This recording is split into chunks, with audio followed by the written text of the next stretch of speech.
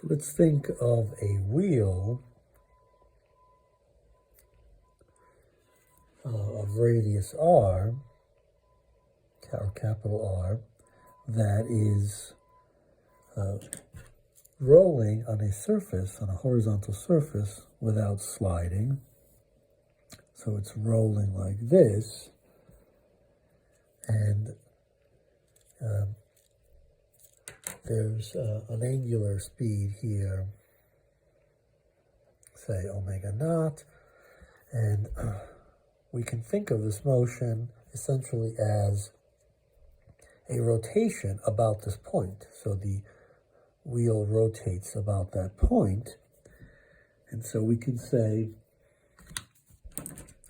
that this object has a kinetic energy, which is 1/2 times, if we call this point P, the moment of inertia of this object. Let's say it's a uniform object of mass m, so it's a moment of inertia times the angular speed squared. But that's kind of a complicated calculation to do, to find the moment of inertia about that point. There's no symmetry here. So we want to show that there is a way of simplifying this, and that we can think of this as the result of two separate kinds of motions, translation and rotation. So another way to think about this is that as this wheel rotates, it'll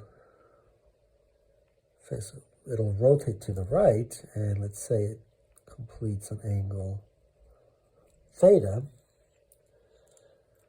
When this point touches the ground, it will have traveled a distance along the horizontal surface of r times theta. And so it must be the case that the center of the wheel, let's see if I can draw this.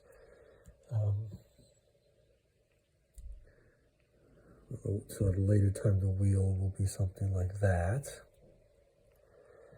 And so this point is traveling.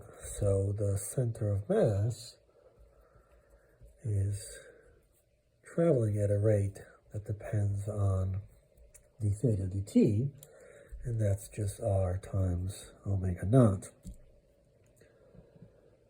So it's true that we have a component to the kinetic energy, which is just the mass times the center of mass squared.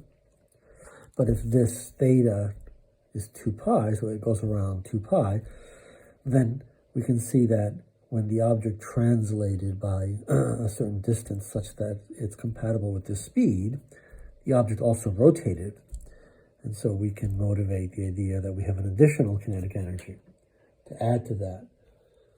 But that involves the moment of inertia about the center.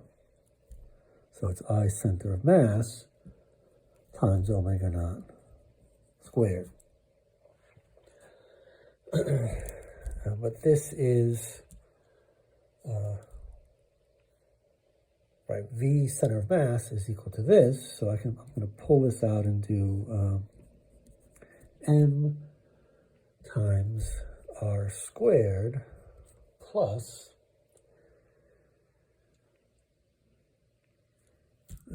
because this is r squared omega naught squared by this relationship, so I'm going to pull out the omega naught squared, pull out the 1/2 here, and what I'll have left here is just I center of mass, and here I'll have the omega naught squared. So I'm really thinking of motion of the center of mass and motion about the center of mass.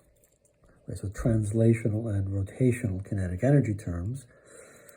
But if this is true, then what we notice is, right, this is equal to that.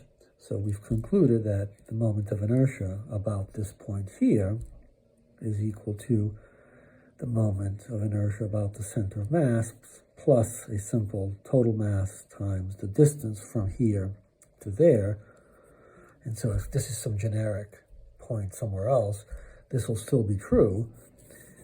And so now we can easily calculate the moment of inertia about some generic point by adding to the moment of inertia about the center of mass, which tends to be easier to calculate.